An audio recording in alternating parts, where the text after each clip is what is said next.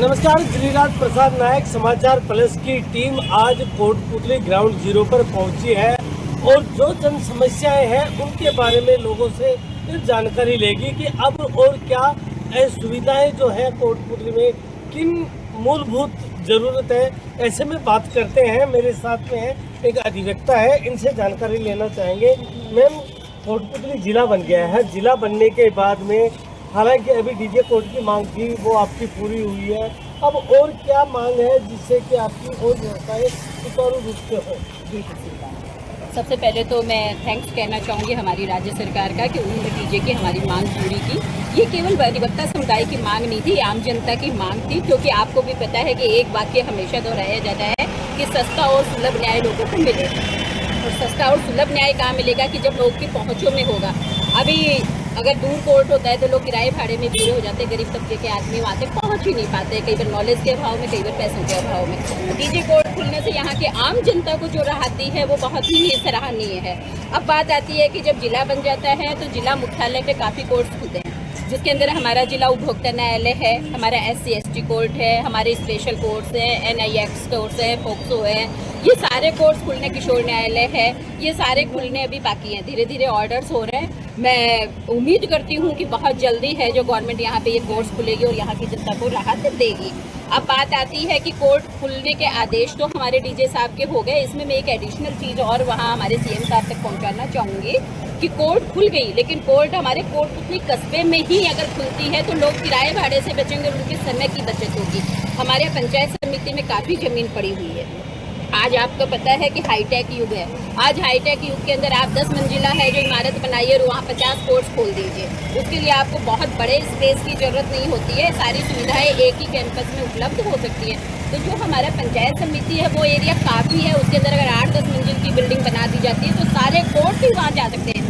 जहाँ पे आप बस से उतर के, कोई भी दूर दूर के दराज गाँवों से आने वाले लोग हैं, बस से उतर के वॉकिंग डिस्टेंस पे वहाँ पहुँच सकते हैं, तो उनका समय, पैसा, सब कुछ उसकी बचत होगी। ये भी मैं विशेष ध्यान दिलाना चाहूँगी, क्योंकि आज कोटपुतली में खोल दिया, कोर्ट के आदेश कर दिए, लेकिन आपने अभी ग्रामीण क्षेत्र में कहीं दूर जाके खोल दिया, वहाँ तक वो फिर चक्कर काटते रहेंगे। उनके लिए उल्टा हाईवे ज़्यादा सुलभ है ग्रामीण क्षेत्र में इंटीरियर जाने की बजाय।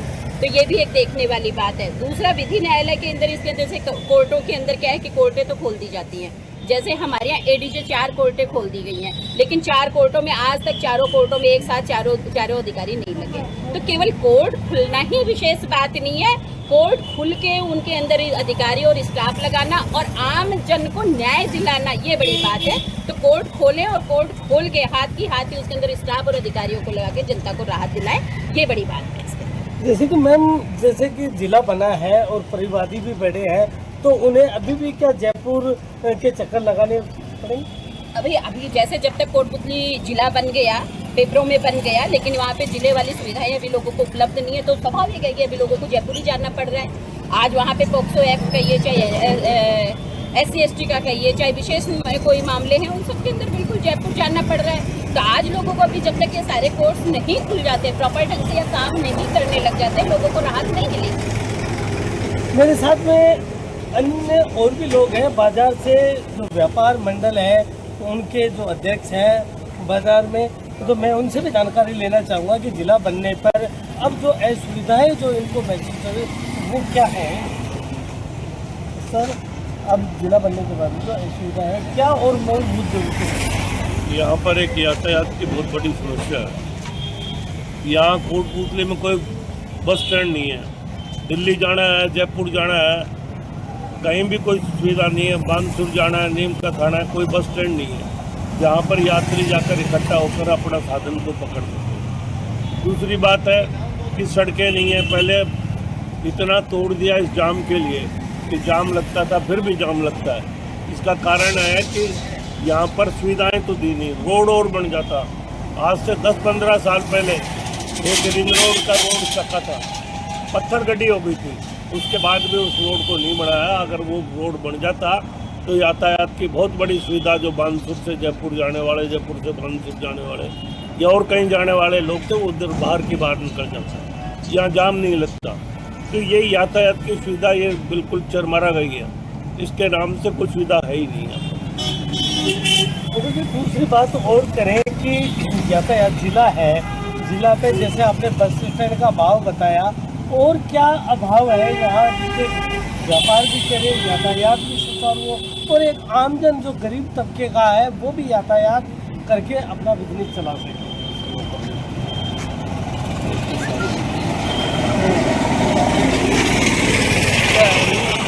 कि यहाँ पर अगर यातायात की सुविधा सुचारू रूप से हो जाएगी तो यहाँ पर व्यापार भी बढ़ेगा और आने जाने में सुविधा होने से बाहर का जो ग्राहक आता है वो भी यहाँ पर अपनी सुविधाओं के अनुसार अपना काम करके ले जा सकता है। अब कोई पता ही नहीं है कहाँ पर आपके चौराहे है, कहाँ पर बानसूर रोड है, कोई सुविधा इस बात के लिए यहाँ पर लोकल सुविधा यातायात के भी दी है, जिससे यहाँ का ग्राहक आराम से खरीदारी कर सकते हैं। जिस तरीके से शहर में जिला बना है, जिले के हिसाब से यातायात की और क्या व्यवस्था होनी चाहिए जिससे दूर दराज से का सफर भी सुगम हो? यहाँ पर ये सारे ऑफिसेज खुलने चाहिए। रोडवेज का डिपो है लेकिन रोडवेज में बसें चलती नहीं है, बसें ही नहीं है। ये बसें होनी चाहिए और एक बड़ा डिपो होना चाहिए, इससे यात्रियों को आने जाने की सुविधा हो सके। बात कर रहे थे आप रेलवे लाइन की। हाँ, एक यहाँ पर अगर रेलवे लाइन हो तो यहाँ पर बहुत बड़ी व्यापार बढ़ जाएगा और यहाँ आवागमन बढ़ जाएगा, शहर की तस्वीर बदल जाएगी। अगर यहाँ पर कोई भी यहाँ से आपके सीकर से और अलवर तक का रास्ता है, यहाँ पर कोई रेलवे सुविधा नहीं है। यहाँ से दिल्ली से जयपुर चले जाओ तो इसके बीच में कोई रेलवे सुविधा नहीं है। और यहाँ पर बिरला फैक्ट्री है, बहुत बड़ा साधन है जहाँ हजारों कर्मचारी काम करते हैं, बहुत बड़ा उत्पादन होता है। इसके आवागमन के लिए भी, माल ढोने के लिए भी कोई सुविधा नहीं है। अगर रेलवे सुविधा हो जाए तो इसका बहुत बड़ा कई शहरों को पीछे छोड़ देगा। लोगों का कहना है कि जिला बन गया बेशक, लेकिन जो मूलभूत यातायात की जरूरत है, एक्चुअल जो जरूरत है कि अगर रेलवे लाइन यहाँ बिछी जाती है तो व्यापार को गति लगेगी और गति लगने से आम जन को वो फायदा होगा जो शायद हम कल्पना नहीं कर सकते। ऐसे में मेरे साथ में एक और है बाजार के सर, आपका परिचय। जिला बन गया है, जिले के बनने के बाद में अब जो व्यापार है किस गति से चले, क्या सुविधाएं?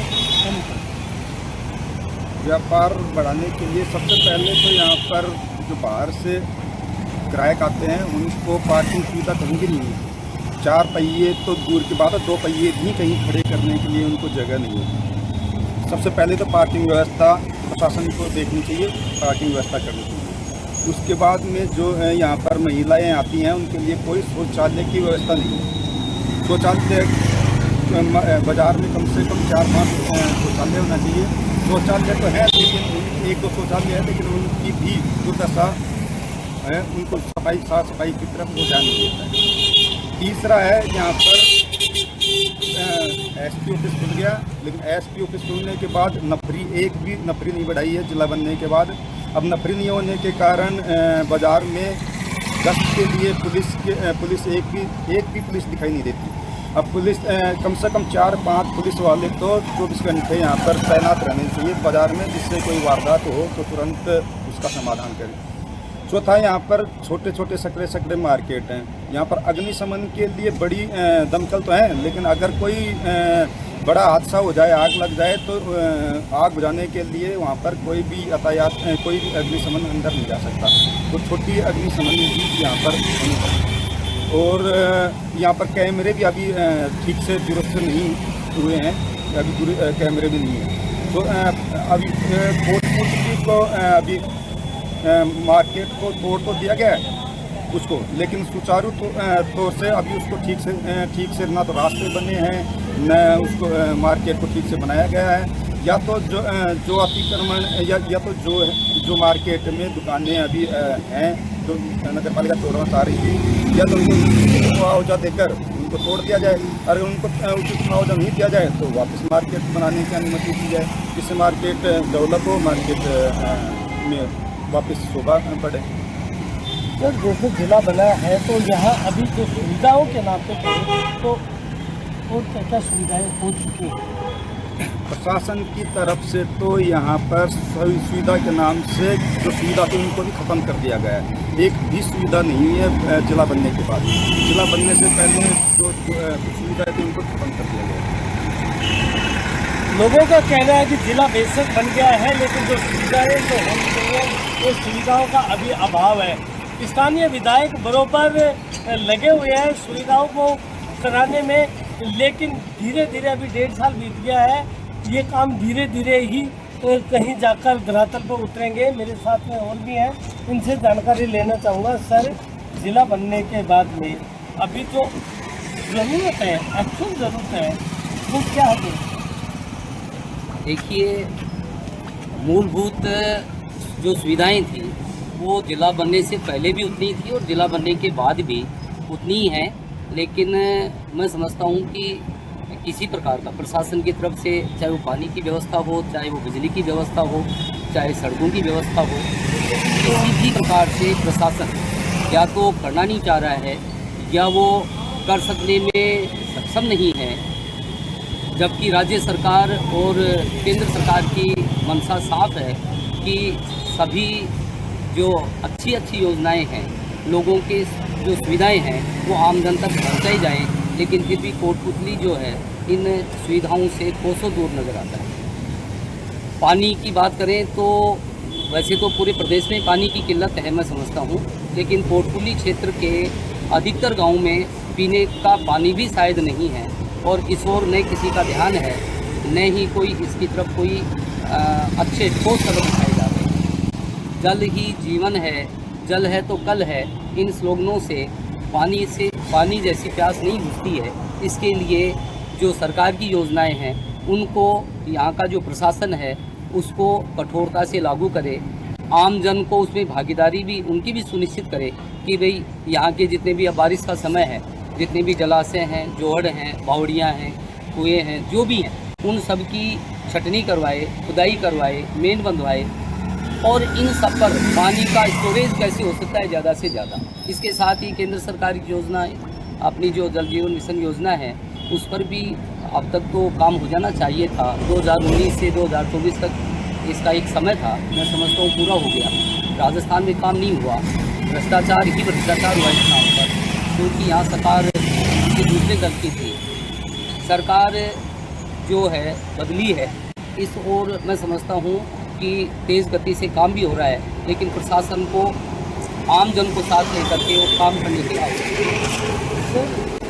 आपकी योजना थी हर घर नल जल योजना, और कहीं ना कहीं वो धरातल पे पूरी उतरी है, कई जगह निर्भर हुई। जैसे ERC की जो अभी योजना है दूसरा बांध को भी लेकर है, इसके लिए क्या है? देखिए, हमारे माननीय जो जनप्रतिनिधि हैं, हमारे जो स्थानीय विधायक माननीय पटेल साहब हैं, माननीय कुलदीप जी हैं, ये सभी लोग हैं, इस ओर मैं समझता हूँ कार्य भी कर रहे हैं। लेकिन जब तक वो योजना पूरी नहीं होगी, ERCP का पानी जब तक बांध में नहीं आएगा, तब तक जलाशय नहीं बनेंगे, तब तक मैं समझता हूँ क्षेत्र का हित नहीं हो सकता। वो होना ही चाहिए और जल्दी होना चाहिए। लोगों का साफ तौर पे कहना है कि जो योजनाएं सरकार की है वो धरातल पे आए। हालांकि धरातल पे आने के लिए कार्य चल भी रहा है, लेकिन अभी धरातल पे नहीं आई है, क्योंकि कोटपुतली क्षेत्र में पानी का अभाव है और भूचारा बांध में पानी लाने की भरपूर स्थानीय विधायक द्वारा भी कोशिश की जा रही है और जो प्रदेश की सरकार है वो भी पूरी कोशिश कर रही है। आइए और चलते हैं, लोगों से बातें करते हैं और क्या जो सुविधाएं होनी चाहिए। मेरे साथ कुछ और लोग हैं, इनसे भी जानकारी लेना चाहेंगे कि जो कोटपुतली है अब क्या और मूलभूत ज़रूरतें हैं, क्या सुविधाएं होनी चाहिए, उसको लेकर हम बात करेंगे। सर, आपका परिचय?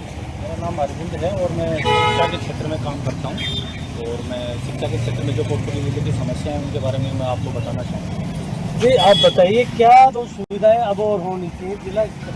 सबसे पहले तो कोटपुतली जिले में विधि महाविद्यालय की स्थापना होनी चाहिए। राज्य सरकार से मैं आग्रह करना चाहूँगा कि इसकी घोषणा आगामी बजट में करे और घोषणा करती है तो सरकार उसको अमल में लाया जाए और उसका महाविद्यालय का निर्माण किया जाए।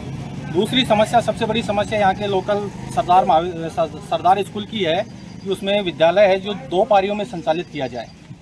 इंग्लिश मीडियम विद्यालय है, उसकी एक पारी लगाई जाए और 9वीं से 12वीं तक की जो क्लासेज हैं वो दूसरी पारी में लगाई जाए। दूसरी बड़ी समस्या जो पिछले विगत 5 साल से हम इस क्षेत्र के निवासी लोग भुगत रहे हैं, सरदार विद्यालय एक राजनीतिक अखाड़ा बन चुका है। उस अखाड़े को यहाँ की सरकार, यहाँ के स्थानीय विधायक उस अखाड़े को समाप्त करें, ये सबसे बड़ा मुद्दा है शिक्षा के क्षेत्र में। दूसरी बात, जो कॉलेज में है, दोनों कॉलेज, चाहे वो बॉयज़ कॉलेज हों या गर्ल्स कॉलेज हों, उनमें स्नातकोत्तर पीजी महाविद्यालय की जितनी भी विषय हैं जो यहाँ पे नहीं पढ़ाई जा रही हैं, उनकी घोषणा की जाए और उचित जो उनके professor, associate professor, assistant professor हैं, उनकी घोषणा कर उस कार्रवाई को अमल में लाया जाए। एक बात और है कि जो यहाँ पे संचालित होने वाले कस्तूरबा महात्मा गांधी आवासीय विद्यालय और भीमराव अम्बेडकर, डॉक्टर भीमराव अम्बेडकर महाविद्यालय, वो जो छात्रावास है, उसकी सुविधाओं में और अच्छी स्थिति पैदा करी जाए।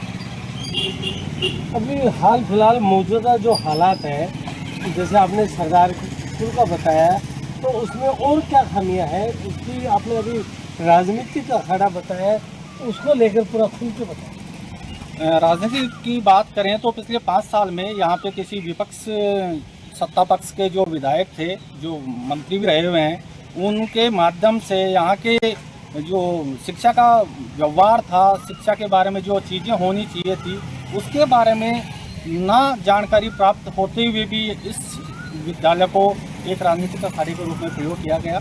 जो लोग, जो अध्यापक या फिर व्याख्याता यहाँ पे जो कर्मठ थे, पढ़ाने के इच्छुक थे, उनका बाहर राजनीतिक दबाव के अंतर्गत बाहर ट्रांसफ़र किया गया और इस विद्यालय की दुर्गति कर दी गई। क्या ये विद्यालय पहले 2 पारी में चलता था? हाँ, पहले 2 पारियों में संचालित होता था और उसके साथ इस विद्यालय में छात्राएं जो कोटपुतली की थी, जो साइंस फैकल्टी से जुड़ना चाहती थी, उन छात्राओं का एडमिशन भी इस विद्यालय में शुरू किया गया।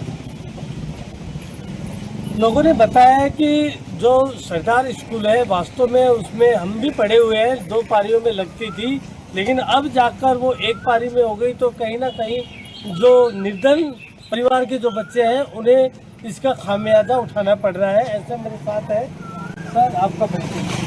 रमन, सर, क्या समस्याएं हैं अब जिला स्तर पर, क्या और बढ़ोतरी होनी चाहिए प्रशासनिक विभागों में या स्वास्थ्य विभाग में? अगर हम बात करें, हमारा कोटपुतली अब जिला बन चुका है और जिला लेवल पे बहुत से सुविधाएं होना आवश्यक है, जिनका भी अभाव है।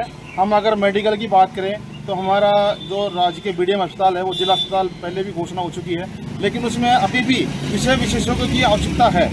कार्डियोलॉजिस्ट करें की बात देखें, न्यूरोलॉजिस्ट की बात देखें, और जैसे डायलिसिस है, इस प्रकार की बहुत से ऐसी BDM हॉस्पिटल में आवश्यकता है कि जो आम जनता को, यानी कोटपुतली जिले को सख्त आवश्यकता है, क्योंकि यहाँ BDM में जाते हैं तो डॉक्टर रेफर कर देते हैं, जो 100 किलोमीटर दूर हमें जाना पड़ता है।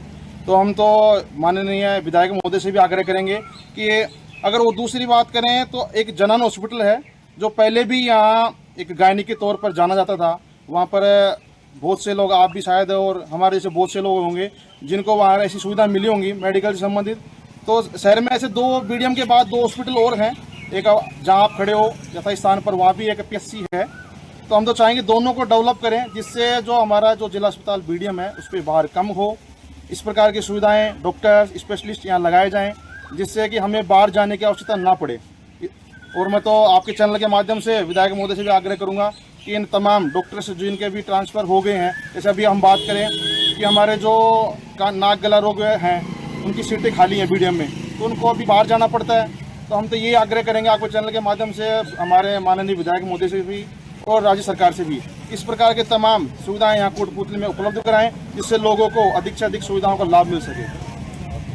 आपने कही, वास्तव में जिला स्तर का अस्पताल है और ऐसी सुविधाएं काफ़ी हैं। स्थानीय विधायक हंसराज पटेल हैं, लगातार इसके संपर्क में रहते हैं अस्पताल के, फिर भी कोई कमियां होती है, आप सीधे संपर्क कभी करते हो तो कभी किया है उन्हें इन बारे में जो आज कैमरे के सामने बता रहे हो, कभी बताया विधायक साहब को? देखो, मैं तो क्या, हमारे कोटपुतली के बहुत से ऐसे जनप्रतिनिधि हैं, बहुत से समाज सेवी लोग हैं जो हमारे विधायक महोदय से इस प्रकार की बातें रखते हैं। बाहर से भी कोई सांसद महोदय आते हैं, कोई मंत्री आते हैं, उनके सामने इस प्रकार की बातें रखी जाती हैं और वो आश्वासन भी देते हैं लेकिन उस आश्वासन पे अभी थोड़ा कम काम हुआ है। तो हम तो चाहते हैं कि आपके चैनल के माध्यम से उन तक और बातें जाएं और उनको वास्तव में लगना चाहिए कि वास्तव में कोटपुतली में इन सुविधाओं का अभाव है और उनको जल्द से जल्द पूरा करने का काम किया जाए, जिससे लोगों को इन सुविधाओं को लाभ मिल सके। ये थे लोग, काफ़ी जो हैं इन्होंने कहा है कि जिला बनने पर जो सुविधाएं मिलनी चाहिए थी वो सुविधाओं का अभी अभाव है। ऐसे मेरे साथ में और भी साथी हैं, इनसे जानकारी है। सर क्या नाम है? दयाराम प्रसाद नाम है। सर क्या जो मूलभूत जो जरूरतें होती है उसमें क्या कमी आती है? सर अभी देखो कोटपुतली में बहुत कमियां हैं। जैसे मेडिकल पे ले लेते अपन तो नागा जी की गोर में जो पीएचसी है लगभग 5 साल हो गए इसको बड़े हुए, लेकिन अभी तक यहाँ डॉक्टर नहीं लगाया गया। और जैसे शिक्षा के ऊपर बात करें, हमारा सरदार स्कूल है, इसमें हमने 3 साल तक इसको हिंदी माध्यम में चलाने के लिए सुचारू रूप से कई धरने दिए।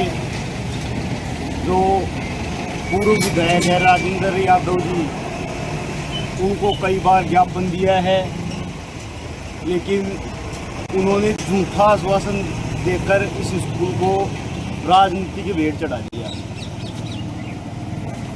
लोगों का कहना है कि आपसी राजनीति है जिसका खामियाजा आम जन को पड़ता है, भुगतना पड़ता है। मेरे साथ में गुरु जी हैं, इनसे भी मैं जानकारी लेना चाहूँगा। तो आपका परिचय विक्रम कुमार आर्य, स्थानीय निवासी। सर 1.5 साल हो गई है सत्ता बदली है, सूरत बदलनी चाहिए। क्या सूरत बदली, कितनी बदली और आगे कितनी बदलने वाली है? देखो, जैसा आपने कहा कि सूरत बदलनी चाहिए, ऐसा कोटपुतली परिक्षेत्र में दिखाई नहीं दे रहा है कि सूरत बदल गई है। जैसे अभी भाइयों ने भी अभी कहा कि स्वास्थ्य विभाग पे और शिक्षा विभाग पे जो खामियां चल रही हैं उनकी अगर लेकर देखा जाए तो जैसे मैं अभी आपको बताऊं, जैसे कोटपुतली एक ऐसा क्षेत्र है जिसमें करीबन 100 किलोमीटर दूर से भी यहाँ पे जो पेशेंट हैं, जो गरीब लोग हैं, वो यहाँ इलाज करवाने के लिए आते हैं। और जैसे ही ये आते हैं तो इनको हमारे यहाँ पे डॉक्टर साहब हैं वो सीधा जयपुर रेफर कर दिया जाता है। अगर मैं आपसे ये आपके चैनल के माध्यम से पूछना चाहूँ कि जब जैसे हॉस्पिटल को जिला लेवल का बना दिया गया, तो जिला लेवल का बनाने के बाद में यहाँ पे जो लोग उम्मीद करके आते हैं कि हमारे यहाँ पे जो जिसको भी किसी भी तरह की जो तकलीफ है उसका इलाज करवाने के लिए आए, तो उनको यहाँ पे सुविधाएँ नहीं मिलती, सीधा ही उनको जयपुर रेफर कर दिया जाता है। और आपकी बात का आगे बढ़ना, शिक्षा की बात करें, स्थानीय विधायक हैं जो बराबर मॉनिटरिंग कर रहे हैं। जैसे डायलिसिस मशीन भी आ गई है, आईसीयू भी है, सारी मशीनें तो हैं, लेकिन वो उन्हें चलाने वाले भी हैं। जैसे कि आपने कहा मशीनें तो आ गई है, उनके लिए रहती है। रेडियोलॉजिस्ट के जो डिपार्टमेंट के जो काम करने वाले जो अधिकारी होते हैं उनका भी यहाँ पे किसी तरह का कोई चयन नहीं हुआ है। और साथ साथ में जैसा अगर हम बात करें कि उन मशीनों को ला करके रख दिया गया है, अभी तक उनके ऊपर किसी तरह का जो सील कवर होता है वो भी अभी नहीं निकाला गया। तो अगर वो निकाला जाए, आमजन को बताया जाए कि हमारे यहाँ पे ये सुविधाएं हैं, तो तब जाकर के हम उनको कहें कि यहाँ पे उनके द्वारा जो किया गया प्रयास है वो आमजन के लिए सराहनीय है। पर जब तक वो उनको रखा गया तो वो किसी भी, मेरे ख्याल से ऐसा लग रहा है कि वो किसी के काम के लिए नहीं है। लोगों का साफ तौर पे कहना है जिला बेशक बन गया है, लेकिन जो सुविधाएं होनी चाहिए, जिला स्तर का अस्पताल बना, लेकिन उसमें मशीनरी सारी अवेलेबल है, लेकिन उस मशीन को ऑपरेट करने वाले डॉक्टर्स नहीं हैं। बात करें, यूरोलॉजी नहीं है, कार्डियोलॉजी नहीं है और न्यूरोलॉजी नहीं है। और ट्रॉमा बना दिया, कोई भी एक्सीडेंट केस आता है उसे सीधा जयपुर रेफर किया जाता है। हालांकि जो शिक्षा के क्षेत्र में भी कई खामियां लोगों ने बताई है, और न्यायालय के जो डीजे न्यायालय तो हालांकि खुल गया है, और भी कई समस्याएं। स्थानीय विधायक हंसराज पटेल बरोबर अपनी विधानसभा में आवाज़ उठा रहे हैं और आशा करते हैं कि जल्द ही जो आमजन की समस्या है उसे वो जल्द ही पूरा करेंगे। कैमरा पर्सन जितेंद्र जलेंद्रा के साथ गिरिराज प्रसाद नायक की रिपोर्ट।